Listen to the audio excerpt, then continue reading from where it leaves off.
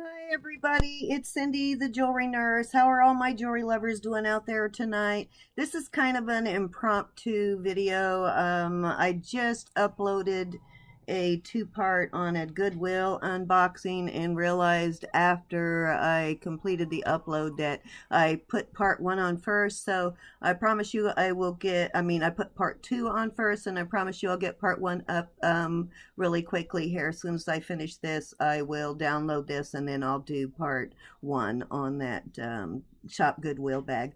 But kind of a couple of things spurred this impromptu video. First one is just to let you all know, most people know that I live in Virginia Beach, very near the water, and that they were doing mandatory evacuations in Zone A. And I am not in Zone A. I'm at a little bit higher elevation. However, Zone A does start about a block from my house. So we haven't been told to leave.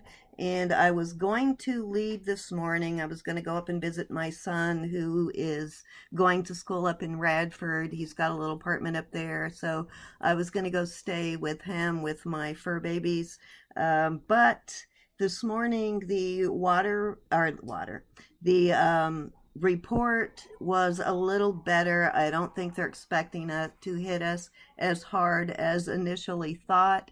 And I checked with neighbors. I've been doing a lot of preparation for this, and I checked with neighbors, and I do have a couple of families next to me that are staying put, and there are men in the household, and they are going to look out for me. My husband's been frantically trying to get back from New Orleans, and he feels really bad that, you know, the timing on this was so bad. But, you know, that's just the way life is. It's not always perfect. Sometimes life gets messy. But anyways, the other good thing about him being gone is he is frantic. He feels so guilty that he's frantically looking for jewelry to bring me back. And he did send me some pictures today of some Bakelite items that he found. He paid up for them, and they are really cool, so I can't wait to show you those when he gets back. Also on my next video, I'll show you up close that Native American, but this one I mostly wanted to update you on the storm. So I think I'm safe. You know, if things change again in the morning, you know, obviously I will, tomorrow will be my last chance to get out of town. So obviously if there's any changes, I will, you know, take off. But I think I'm safe for now. I've got sandbags in the right places. I've got, you know, all valuables up off of the floor. You know, things like valuable guitars and guns. And I'm ready to, you know, if there's looting and stuff like that. I do have a concealed carry license, and I am trained with a handgun and a rifle, so I can protect myself. I think I will be fine, so don't anybody worry. I have got it, I think I've got it, everything ready to go. I've got plenty of water, I've got plenty of ice. I have my freezers kicked up all of the way and full of bottles of water and, you know, things like that to freeze them to keep everything cold. If I lose power, I've got probably enough candles to burn for more than a week. So I think I'm going to be okay, even if we do. I'm prepared for the worst and hoping for the best. I've been through this before a few times and, you know, made it through it. So I think I'll do fine. The other thing that kind of prompted this video was this box sitting in front of you is there for a reason. A friend just gave me this box, and it's got some really beautiful stuff in it, like this dragon sterling pen with a pearl. And anyways, I'm not going to go through this right now. I will show all of this to you later, but it is so dirty. And when she told me she had a box for me, she said, but I'm cleaning it all before I give it to you. I don't want to give it to you dirty. And so I immediately asked her, what are you using to clean it? And the lady with her said, I don't know what it is, but it stinks so bad that I have to leave the house every time she opens the jar. And I thought, oh God, no. So I told her, just don't clean it, leave it as it is. So I kind of wanted to go over, and I've made I've made notes on what I wanted to talk about. So if I stumble a little bit, and let's see, this is another good reason not to store this. This would have been very beautiful porcelain pen, and this one's from England, and it has a maker's mark, but you see there's chipping because it's just been thrown in a box. So this is obviously the worst way to store costume jewelry, and so I'll go over just a few tips on the best ways to store, wear, and clean your costume jewelry. And obviously it is a lot more fragile than your gold and silver. You have to be, and even silver, you have to be somewhat cautious with cleaning it. But you know, you can't just throw it into a jar of jewelry cleaner and stuff like that. But before I get ahead of myself, you do have to be a lot more cautious in taking care of costume jewelry. So you know, people think, oh, it's inexpensive, you know, not a big deal. But, you know, it can be when it becomes vintage. And some um, more, what's the word I'm looking for? Some more current jewelry can be pretty expensive. There's some makers out there that are designers that charge a fortune, and it can be as much as sterling silver or more. And in some cases, it's even worth more than what you would pay for like a modest gold ring. But anyways, the first thing that you need to worry about is making sure that you don't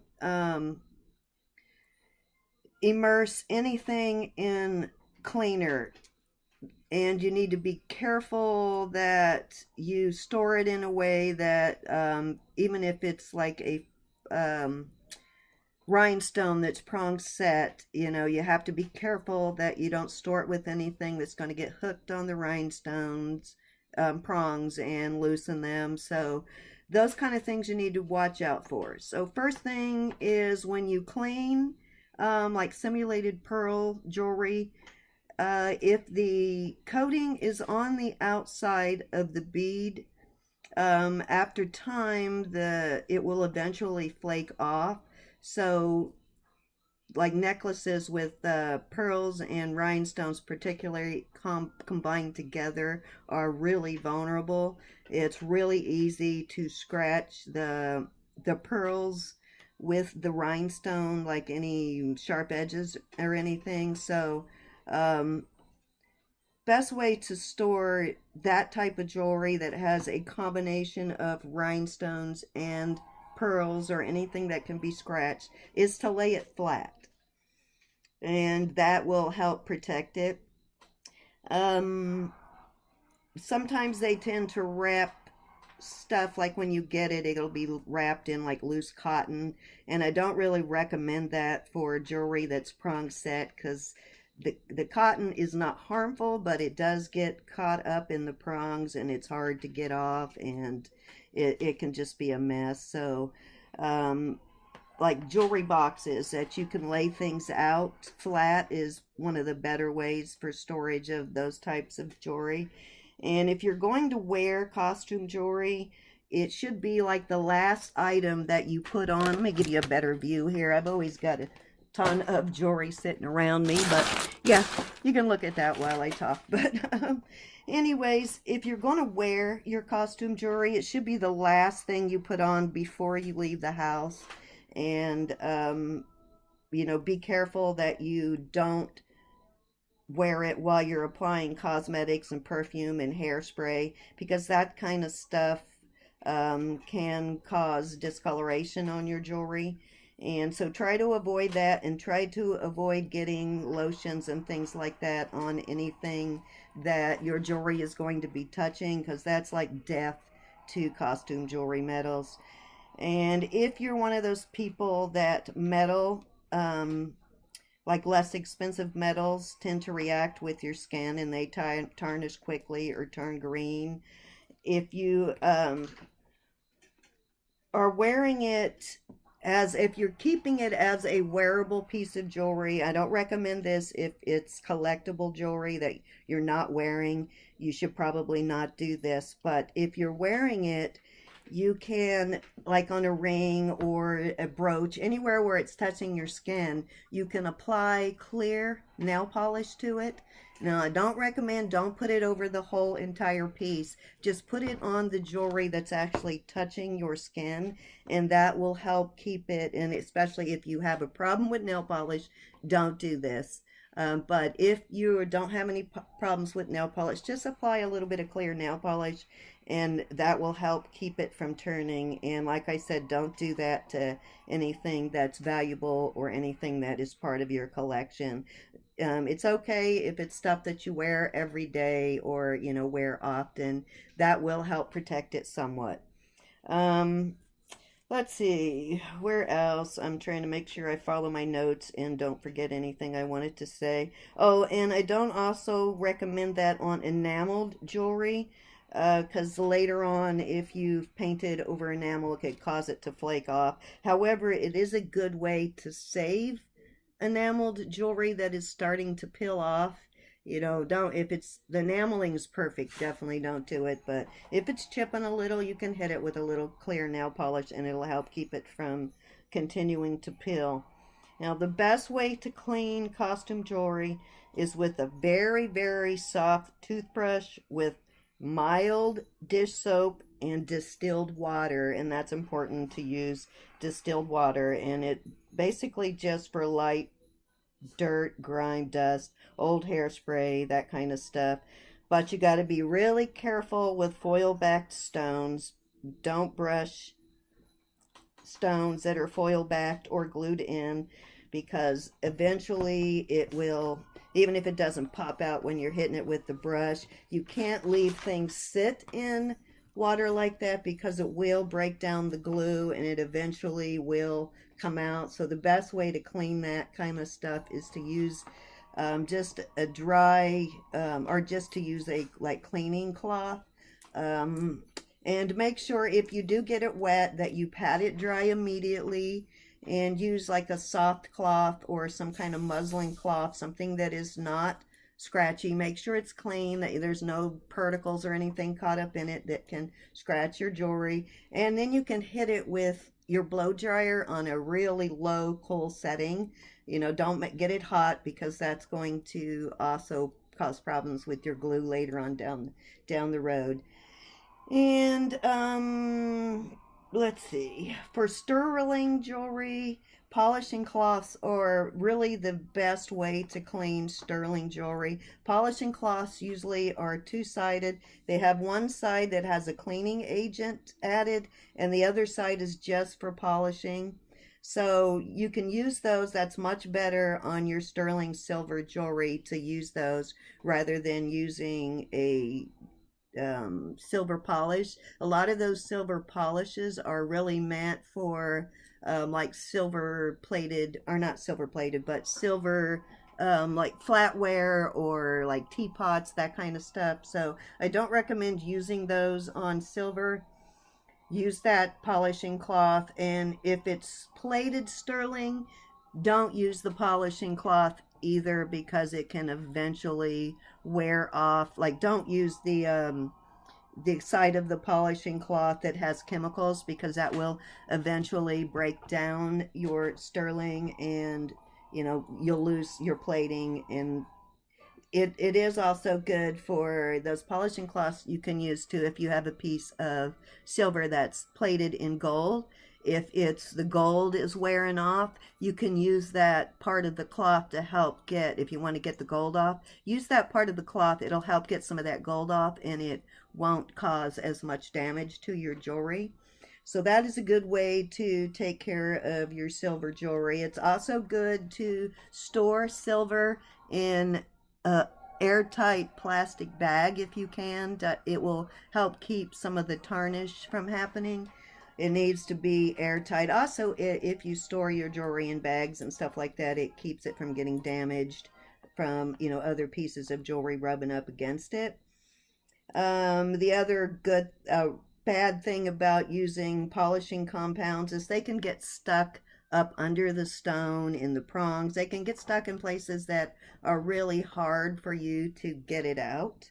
So that's another reason why, I mean, you almost have to take it apart to get it out of there sometimes. I've had that happen before I really knew not to use polishing compounds on my silver jewelry. And definitely don't want to use any kind of acetones on plastic jewelry. That is really not good. I mean, even like cleaners sometimes will say, like the cleaners that you can dip your precious metals into that do not harm, that can be very harmful to costume jewelry. So never ever use those kind of cleaners to clean your costume jewelry. Even if it says safe for costume jewelry, don't use it. Just use, like I said, the very mild dish soap and distilled water, and make sure you dry it really, really well, and be very careful if you use a soft brush around stones or anything. But that's really the best way to clean it. And as far as well, when it comes to like pearls and stuff that have the pearlization is inside the glass bead, if it's like a glass, faux glass pearl, and the pearlization is actually inside the glass bead, you have it's a little more durable. You can do a little more with it when you clean it. But if it's coated with something that's going to flake, be very careful about how you store that. It's good to store that in plastic bags. And obviously the best is, never just jumble your jewelry up in a box like the way we get it in jewelry jars and bags is probably the worst thing, like how I have it all laid out. I usually immediately sort it, and I try to put anything that's vulnerable to scratching or anything separately. It's hard to do that when you have this much, but I started investing in the little plastic bags, like the little tiny Ziploc bags, and that's what I'm starting to do with a lot of my jewelry. It's going to take a long time to get it all in the bags, but if I start the old stuff, I'm starting that with new stuff. I'm starting to bag it as I go. But yeah, you have to be, like I said, a lot more cautious in taking care. And even good jewelry, if you are not careful how you store it, you can scratch it. You may not see it with the naked eye, but if you look at it with a loupe, you will be surprised how many little scratches you have on there. And you can get some of those scratches off with polishing cloths, but keep in mind when you hit stuff with polishing cloths, because it is fairly soft metal, you're also taking some of the metal off too. So never go too crazy and too vigorous. So next thing I want to talk about is the best ways to store your costume jewelry. If it comes in a box from the manufacturer, that is the best way to store it. You just leave it in that box and try and keep the box as clean and intact as possible, because when it becomes vintage, or if you want to resell it, if it's in the original box, you will obviously get more for it. Plus, it helps to identify the piece, the name of the piece, the maker, when it was made, especially if it's not marked. But it's a really good indication. It lends to dating value and gives your jewelry credibility. So hold on one second. I need to get a drink of water. Okay, thank you. Yeah, I'm going to go out in the morning and try and find more water. But where was I? I was talking about, oh yeah, storing your boxes, your jewelry in the original box. And, try and keep that, like I said, keep that box intact. Don't write on it, don't mark on it. Leave it exactly as you found it. And if you store things in just a plain white box, if you no longer have the box it came in, just write on there what it is on the outside. And then when you're looking for a piece of jewelry, you don't have to go through and open up every box. You already have it labeled. So, try and come up with some kind of system as to what's in each box. And let's see, what else? Yeah, like I said, if you write on the box, you kind of devalue the piece if it's the box that it came in, because people do, like really serious collectors, they want things in the original box if possible. But the other thing that I want to talk about is Bakelite and Catalan jewelry. And let me see if I can find that article, and I'll tell you, it's hard to explain, but I'll explain the difference, what I mean when I say Catalan jewelry. Bakelite basically is Catalan. It was Bakelite started like in the early 1900s, and let me go back and see if I can find that article. Yep, here it is. So, the difference between the two plastics that are commonly referred to Bakelite, I'm reading this, so bear with me, is that all Bakelite jewelry that you see is actually Catalan. Bakelite was generally used for electrical appliances, handles on pots, coffee pots, etc., because it will not melt. Bakelite and Catalan exposed to flames only chars. Knowing how to test Bakelite and Catalan can help you date other items that have Bakelite or Catalan elements, such as handles. Bakelite was invented in 1907 and Catalan came around in 1928. The use of Bakelite and Catalan for everyday items pretty much died after World War II. Therefore, most items containing Bakelite or Catalan elements are from around 1907 to 1945. And Bakelite is a thermoset plastic made out of formaldehyde, phenol, and a filler to make the product stronger and cheaper, usually like wood, rags, cotton, and sometimes asbestos. And they often used anything they had available back at that point to make jewelry because of the war, and a lot of things just not being available because of the war effort. So there, it should not be reworked. Oh, wait a minute. Rags, sometimes asbestos. So, therefore, it should not be reworked. It could be harmful to your health. Also, because it has a filler in it, once the first layer of Bakelite is destroyed, it is impossible to restore the original luster. True Bakelite was only made in two varying colors, brown and black. It could only be made in these two colors because of this extreme heat it endured while being cured. So most of the jewelry that you get that is called Bakelite is actually Catalan.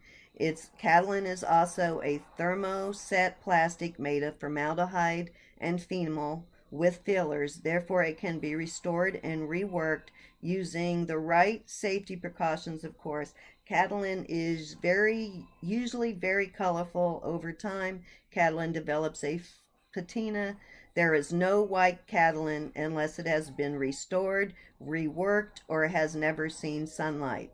Sunlight causes Catalan to yellow or patina. All the original white Catalan has yellowed over time and cleared to apple juice, blue or green, or teal, purple to brown or tan, while green, orange, and red stay about the same. While white marbling in marbled pieces will be yellowed, Catalan also shrinks over time. That is why most of the radios have cracks, warping, and the fiberboards don't fit on the back. And then there is Bakelite or Catalith, which is French Bakelite, dates from about 1920s. Some people consider it French Fakelite or French Bakelite and will advertise it as French Bakelite, even though that is not the case. Therefore, you should be careful when purchasing French Bakelite slash Galalith. French Bakelite does yellow like Bakelite and Catalan. Using the hot water test with Bakelite should smell like burnt or rotten milk, and believe me, it only takes a small whiff to smell it. So that's kind of, I guess, how you would tell the difference between the French Bakelite or Fakelite and regular Bakelite. As you know, regular Bakelite, you can kind of smell the formaldehyde. And then celluloid is an early plant-based plastic made from cellulose and camphor. It is usually very brittle and is also highly flammable. It's sometimes called French ivory, in which case it appears to be ivory. Celluloid was made to produce a number of items, many favorites being jewelry, buttons, dresser sets, etc. When heated up using friction or hot water, celluloid smells like camphor. So basically, I'm not going to read the rest of the article, but you get the point. So to tell the difference between the French and the regular Bakelite is Bakelite or Catalan smells like formaldehyde, and the French Bakelite smells like, what did it say, rotten milk. and then celluloid will smell like more like camphor or Vicks or something like that. So anyways, with Bakelite, you should never store Bakelite or Catalin together because they react with metal jewelry. So the two react with one another, and you could end up with like your Bakelite getting flaky and corroding the metal. So best to not store anything you think may be Bakelite or Catalin with metal jewelry. Try and like bag it and store it separately. And it's good to store jewelry in plastic bags for a number of reasons. For one, you keep it safe from getting scratched, and also if it's in a plastic bag, when you're looking for a particular piece, it's easy to identify. The other thing that is bad for jewelry is harsh temperature changes. Metal jewelry, the metal in jewelry expands and contracts, so you never want to like throw it in hot water or try and not to don't put it in your freezer, or don't throw it in like boiling water, something like that, because metal does expand and contract, and it'll cause your stones to fall out. Plus any like faux pearls or anything you have will pill and flake, and it will cause enamel to flake. So that's another thing you need to be cautious about is extreme temperature changes. And also bright light.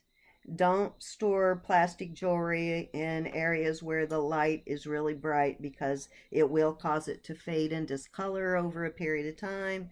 And it's jewelry made out of like constructed of paper, leather, plastic, and especially celluloid are all very sensitive to temperature. So, store that stuff cautiously.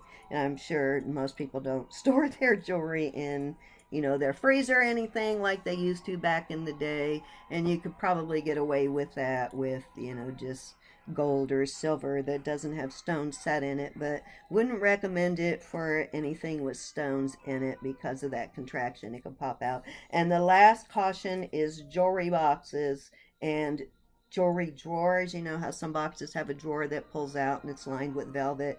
Be really careful, and I'm only going to go over oak because oak has, in a lot of metals, they have chemicals that will react with your metal. So if you've ever put in a piece of even real gold into a jewelry box and noticed that the gold sort of looked like it turned or tarnished, that's because of the chemicals that are in the oak and that cause that. So, and I know a lot of jewelry boxes nowadays are made out of oak. Oak seems to be a pretty popular wood to use. So be really careful when you store stuff in wooden jewelry boxes because of that. So, try and keep it in a plastic bag or something, or in the original box. So just be aware of all those things. And thank you all. Sorry for rattling on, and I hoped any of that information helped you know how to store your costume jewelry. And I'm sure I probably missed some things. If I did, please leave a comment